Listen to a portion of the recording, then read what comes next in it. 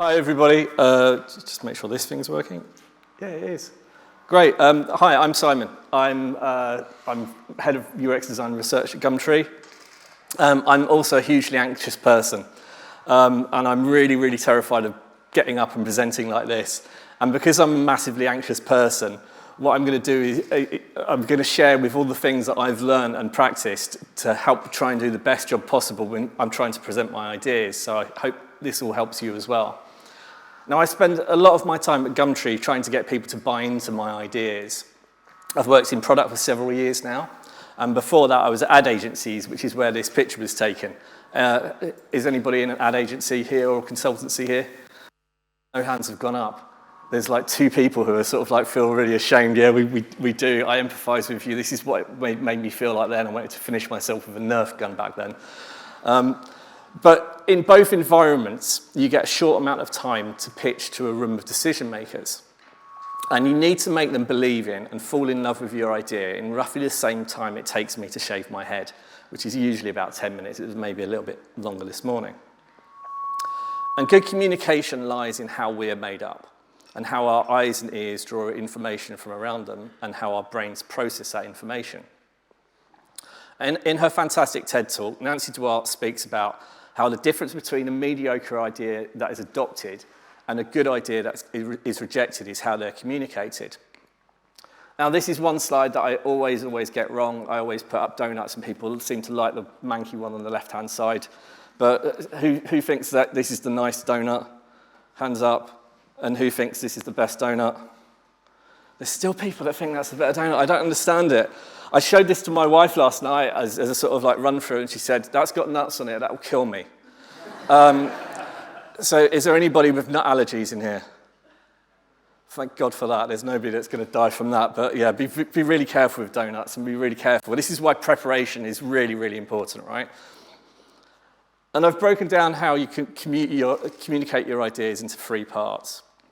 The first part is the one-liner, how you package that idea. And then the second part is the story, how you pitch that idea. And then the third part is the playback, how you present that idea back to your audience. Now, I'm assuming here that you've got a great idea already, and hopefully that's framed around a customer or a business problem, but you're going to need some help articulating it. Now, Dan and Chip Heath have got a really good book, fantastic book called Made to Stick. And please read it. There's a great framework in there for making ideas that are sticky. And there's lots of different ways of crafting this, but they all point to the same thing, and that's a one-line idea. And here's my method for framing a one-liner. So what makes up an effective one-line idea? And these are my 3 main facets for it. So your one-liner should be memorable and repeatable. Your one-liner resolves problems. And your one-liner provides direction. So your one-liner is short to make it easy to remember. Obvious, right? Your idea is going to travel further if it's memorable because then it's repeatable. And you want people to be able to share your idea just as well as you're going to articulate that idea as well when they're repeating it to somebody else. So keep your one-liner short and use simple language. And you can add in visual concepts or sensory language as well, wherever possible, to create extra memory hooks that makes it much more memorable. Now, by resolving a problem, either for the business or the customer, hopefully both, it creates a strong sense of purpose for that idea. It's much easier to sell in ideas that are tangible and framed around existing problems. It gives that idea a reason to exist. Now, when you directly include or frame your one-liner around a problem, it makes the one-liner super meaningful. And your idea should provide direction that enables decision-making. So imagine a series of steps that leads to an end outcome. Your idea is powerful if it guides those steps and choices that drive change. Ideas that provide direction are easy for a company to get behind. So here's some examples of like really fantastic one-line ideas. Everyone probably knows this, right? Amazon Prime. And this was their one-line idea as they sold it in the company. So all you can eat express shipping. Now, Amazon crafted this from the problem of delays in shipping that didn't give them any advantage against the other growing online retailers. And they were losing business to people who found it quicker to go to physical stores. And so they knew this change was needed, and they reorganized the whole business around this. Well, not the whole business. They reorganized their business around this idea, and particularly all their shipping and logistics. It meant huge investment, and it drove change that really helped Amazon become one of the biggest companies in the world. Michelin Guide. Hopefully most people know about the Michelin Guide, right? I don't know if you know where it came from, though. This is one of the simplest and most brilliant of ideas. So this was way back in 1900. It was really hard navigating your way around France, so the Michelin brothers created this free guidebook. And it had a map in it, it's got tire changing instructions, listings of car mechanics, hotels and petrol stations throughout France. And this was all to help people drive more. And that created the awareness for the Michelin brand, and it created the demand for their tires, because the more you drive, the more you wear your tires out. Nike stole this a few years back where they created running clubs and they wanted to get people running more, so they sell more trainers. It's a great idea. You can still keep reusing it. Sustainable ideas. But it wasn't actually until 1926 that they started to include restaurants, which is why this is known now. Airbnb originally started because it was nearly impossible to book a hotel room at peak times in San Francisco. Book rooms with locals rather than hotels. It's the simplest of ideas, and it's super memorable. It contains an existing problem without explicitly calling it out. It provides a direction that the company, that drives the company, and it doesn't try to be another hotel booking service. It actively excludes them. And this is the original pitch deck for Airbnb, then called Air Bed and Breakfast. And the first slide leads with their one-liner. It's super memorable. It's like a haiku. It's poetry. It's like the perfect one-liner. It's clearly not when they'd hired a graphic designer. I'm sure everybody probably looked at that and just went, how the hell did they grow so big? And better logo and everything. But it's all about that one-liner. It's so good. Now the second part. So a good story enables us to better process ideas and provides a structure that aids our memory. And what happens with every good story is transformation.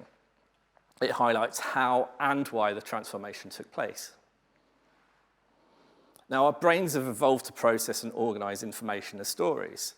So by using a narrative structure in our communication, it's easier for others to understand and empathize and memorize. So if I tell you a story about going to this donut shop in Brooklyn, it's called Donut Plant, and it's in the neighborhood where my brother used to live. And so you go into this shop, and you get these amazing smells from all these freshly baked donuts, and you see these donuts lined up across the shelves. And the donuts are so great. That's a matcha one on the right, by the way. It's absolutely fantastic. And when you bite into it, you've got the sweet jam and the sticky sensation, and then you wash it down with a coffee afterwards. Now, as I'm telling you that, all the parts in my brain that relate to those senses, so the smell, the taste, the sight, and emotion and movement, they're all triggered as I retell that story. They play back in my brain. But amazingly, the same thing happens to the brain of the listener. So the same parts of the brain light up. The two brains start syncing up. So as I'm saying this stuff is getting triggered in your brains as well. And this results in an empathic connection between the two people. And so you can really use stories to emotively charge up the minds of your audience, particularly when you reference the senses. But what makes a good story structure? Michael Haug is a Hollywood screenwriter and script consultant, and he's created a great 6-stage story structure that lends itself perfectly for transformation, and this can be applied to how you present your ideas. So the first two parts. The first act sets up the now, and then it details a new situation. It gives you a glimpse of what might be to come. And then the second act details the progress and then introduces complications and higher stakes. And the third act resolves it all with everything to lose in the final push. And then the journey is completed with the new future reached in the aftermath. But what drives change is a series of turning points. And I'm just about to ruin every single film that you watch now. Because whenever you're watching a film, you're now going to see those turning points and you're just going to spot it and you're just going to go, it's the turning point. And you're going to turn to someone and go, it's the turning point. And you're going to ruin it for them as well. So sorry in advance, but anytime you watch your next movie, look out for these turning points. Now, the turning points that you write into your stories, into your ideas, they're not going to be your adoptive parents getting killed by stormtroopers. They're not going to get your ship being trapped in tractor beams. But you don't have to be a Hollywood scriptwriter to create moments that affect change. So what great scripts do, they set up and then they resolve problems that exist in the lives of a character. And they give us reasons to want that change.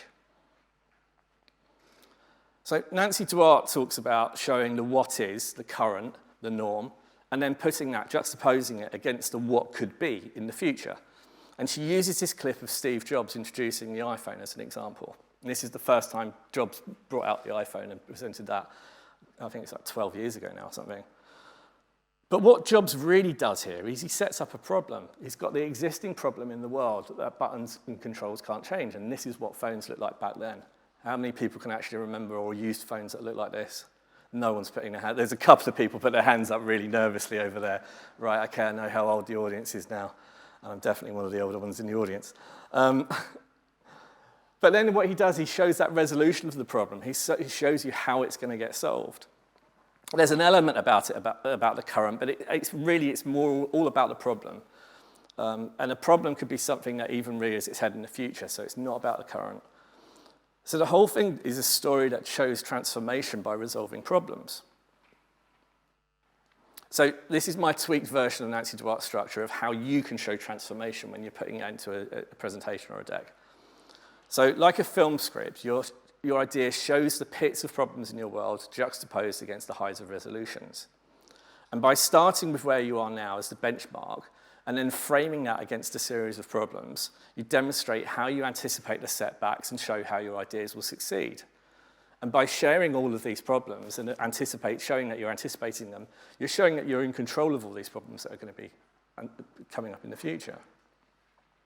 Now, I've very deliberately used the word resolution here, because particularly as designers, we shouldn't get fixated on solutions too far in advance, given there is lots and lots of different ways to solve a problem.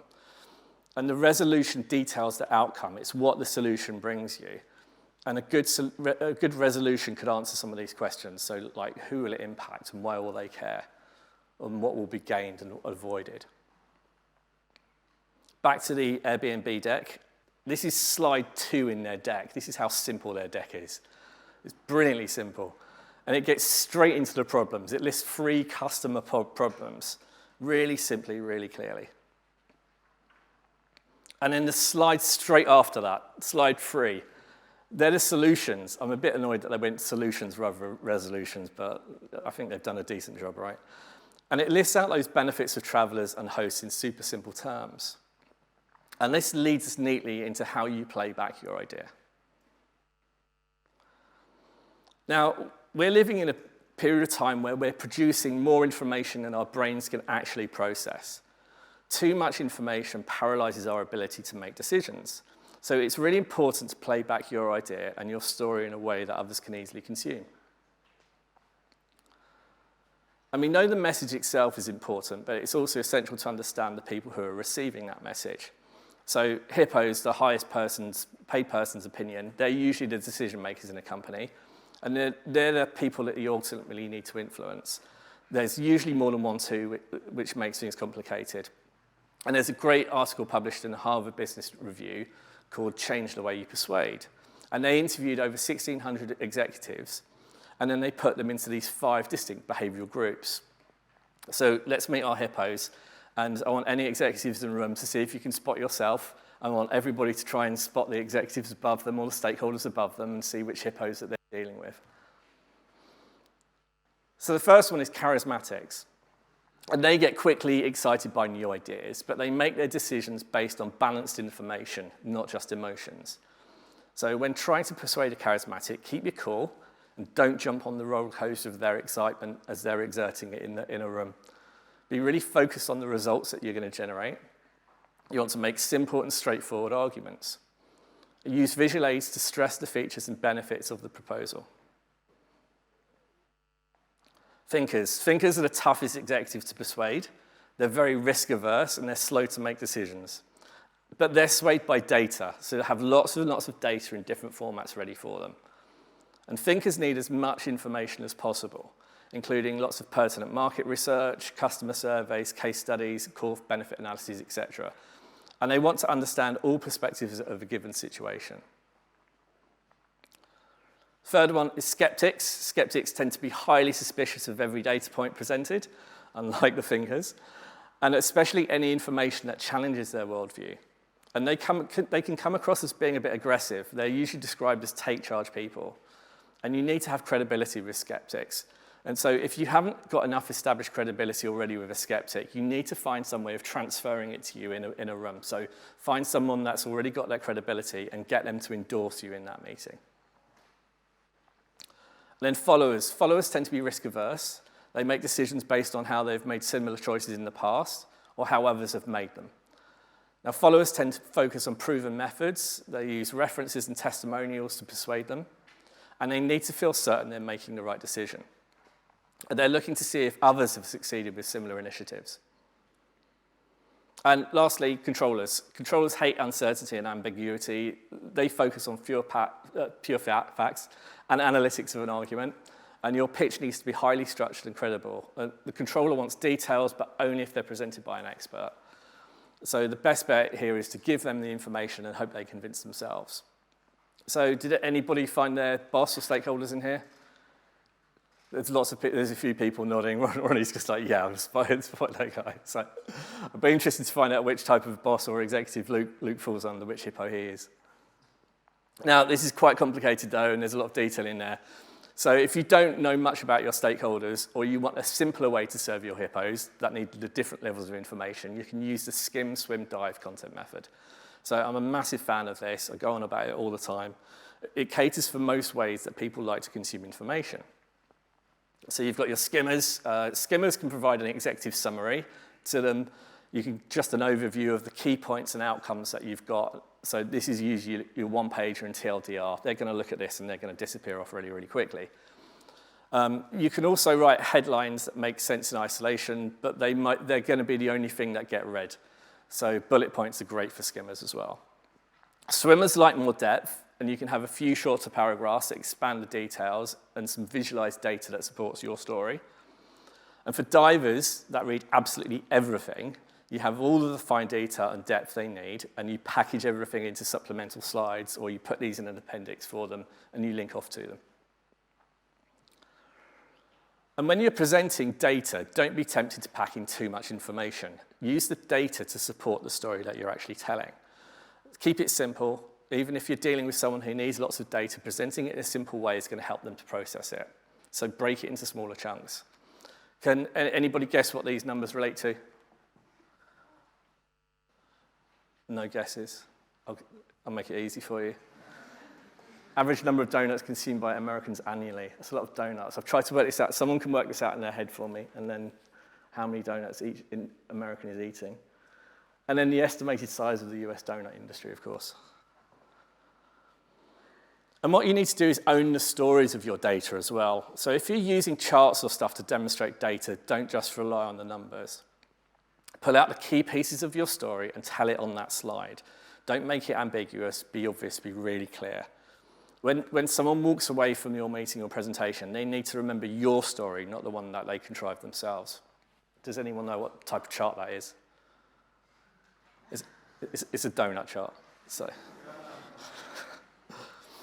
here's that Airbnb deck again.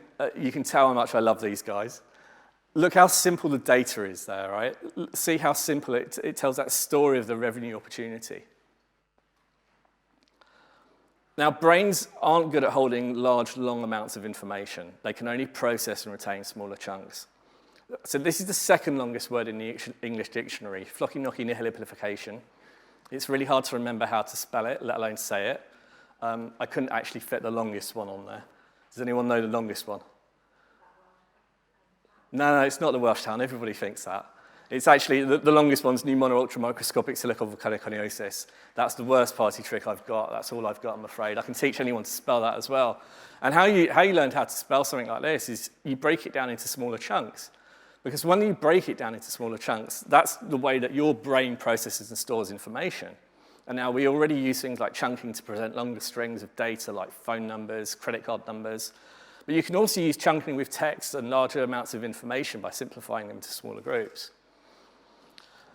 So one of the big crimes of presenting is packing in too much information. You might even have a verbatim of everything you're going to say reading directly from the slide. And before you finish, everyone in the room will have read the slide fast, and you can deliver it So then what's the point in presenting back the same thing that they can see? Your deck ends up with no clear points to remember. Instead, provide a summary that backs up the point you're making. People are terrible at multitasking. Like reading copy and paying attention to the speaker just means divided attention. So keep it really, really simple and strip back copy to the core points that you're trying to make. They're easier to consume and they're easy to remember. And again, you're controlling what they're taking away from that meeting. Going back to the iPhone launch, Steve Jobs did exactly this. These are the bits he wants you to remember. Everything else that he says is just supporting this. It really breaks me how complicated Apple presentations are now. They seem to like throw in so many numbers and stuff, and they're kind of meaningless. This is a thing of beauty. It's also important to remember that our population is a wonderful spectrum of neurodiversity, and people process information in different ways, so it's really important to make sure everyone can understand us. And if you're not aware of this, this is the Gov UK guidance for designing users on the autistic spectrum, and they've got lots of different accessibility guides that cover loads of different needs. So please use the download link if you haven't got there. I'll leave it up there for a few seconds. It's awesome stuff. And advice like this doesn't just help neurodiverse people. This is just really great communication. It's really common sense stuff. So by applying accessibility principles, you end up helping everybody. Some of you are going to be tempted to break all of the above, everything I've said. I can only guide you. I'm not the presentation police. I'm not the idea police. But please, please, please use the appendix to dump your reams of data in. Keep your slides and stories simple. And before we finish, this is an actual slide I used a few years back for an initiative. Can anyone guess the company, who the company it was that I was working for when I presented this, and what the subject was? You're not allowed to answer because you work there. Can anyone guess this one? No, quite wrong. So this was our approach for GDPR at the Financial Times. Our stakeholders love this. I mean, what's not to love about RuPaul? And this slide actually really helped with getting the initiative running. One thing this did as well, it really surprised people. It was really unexpected. It's not what they were used to seeing at the Financial Times. So don't just come up with your ideas. You need to communicate them as effectively as you can, because it can make the difference between your idea failing or your idea succeeding. So even the best of ideas can be made better with a few extra sprinkles. Thank you.